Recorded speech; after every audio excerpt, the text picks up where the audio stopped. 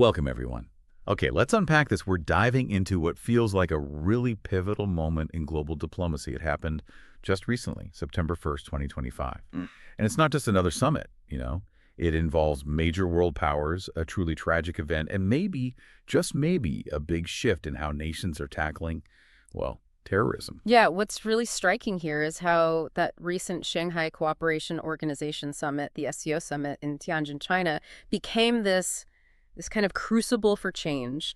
We're going to dig into its very strong and actually quite specific condemnation of that terror attack in Pahalgam in Jammu and Kashmir. Our mission today really is to understand not just what they said, but the shifts underneath, Okay. why this declaration is different, why it challenges these sort of long-held diplomatic habits and signals a much firmer stance against, well, what people call double standards in fighting terror. Right. And this isn't just policy jargon. It has real implications for security, for justice, globally. Absolutely. I mean, think about the SCO. You've got India, China, Russia, Pakistan, Iran, several Central Asian nations.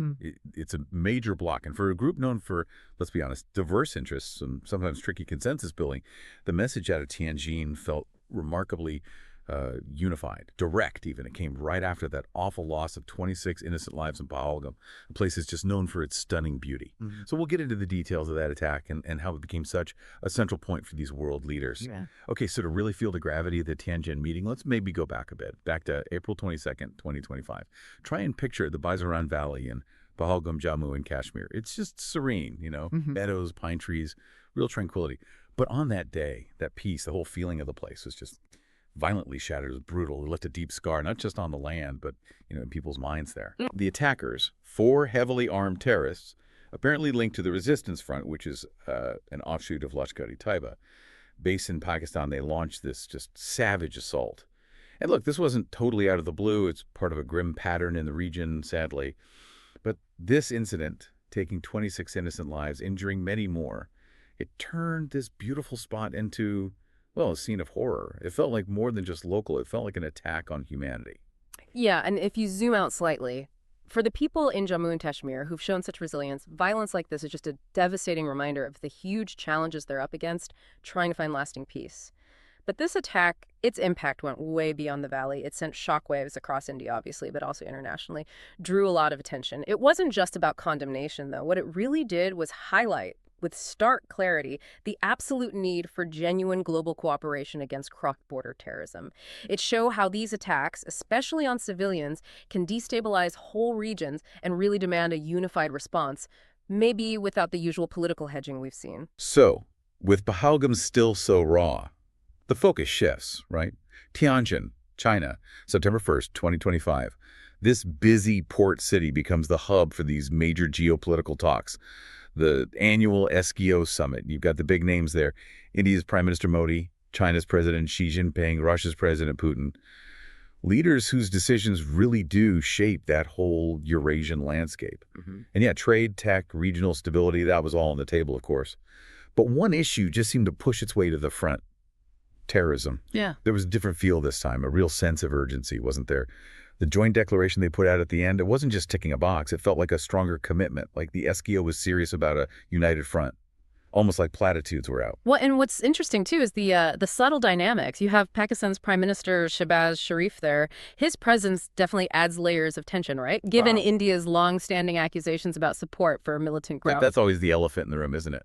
It is. But despite those deep undercurrents, the summit did manage to produce this really strong, clear message against terrorism, condemning it in all forms, no compromises mentioned.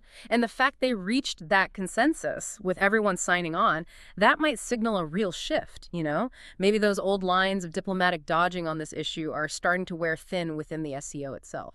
And it was at Tianjin that Prime Minister Modi really stepped up as this very clear voice for a unified approach.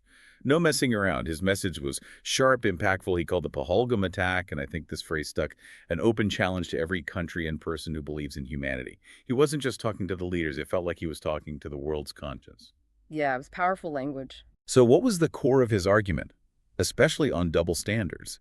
He wasn't just condemning, was he? He was demanding action. He pushed the SCO members to reject any kind of double standard on terror. He said, and I've got the quote here, "We have to say clearly and unanimously that no double standards are acceptable on terrorism." He stressed that any nation openly supporting terror groups is just intolerable.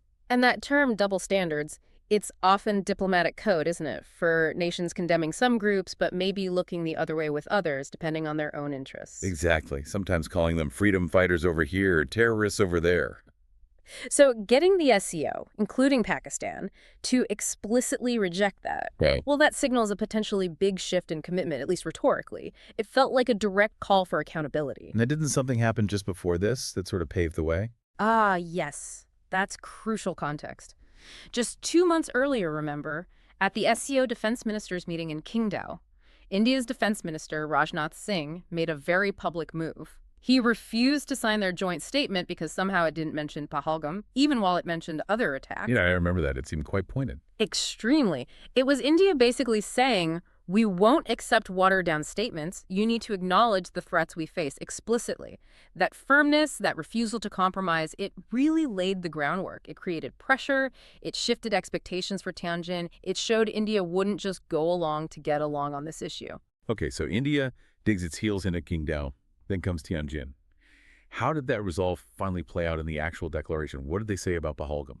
Well, on September 1st, they unveiled the Tianjin Declaration, and it directly, explicitly condemned the Pahalgam attack, no ambiguity. The text stated, and again quoting directly, the member states strongly condemn the terrorist attack at Pahalgam on 22 April 2025.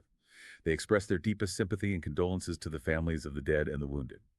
And then, crucially, they further stated that perpetrators, organizers, and sponsors of such attacks must be brought to justice. That's strong language: perpetrators, organizers, and sponsors. It really is. And putting that in context, it's a big step away from some previous SCO statements that felt, well, maybe a bit diluted or carefully worded to avoid offense. And importantly, like you mentioned before, it wasn't only Pahalgam. They also condemned other attacks, like those in Khuzdar and on the Jafar Express in Pakistan's Balochistan province. By condemning these different attacks and rejecting double standards in the same document, the SCO seemed to be acknowledging, maybe more than ever, that terrorism is a shared threat, no matter who the target is. So a diplomatic win for India, clearly. Oh, absolutely. A significant one. It suggests the SCO is more willing now to align with India's security priorities. And you saw those visuals too, right? The apparently warm interactions between Modi, Putin, and Xi Jinping on the sidelines. That hints maybe at a deeper strategic alignment forming. It sets a new baseline for accountability in future talks.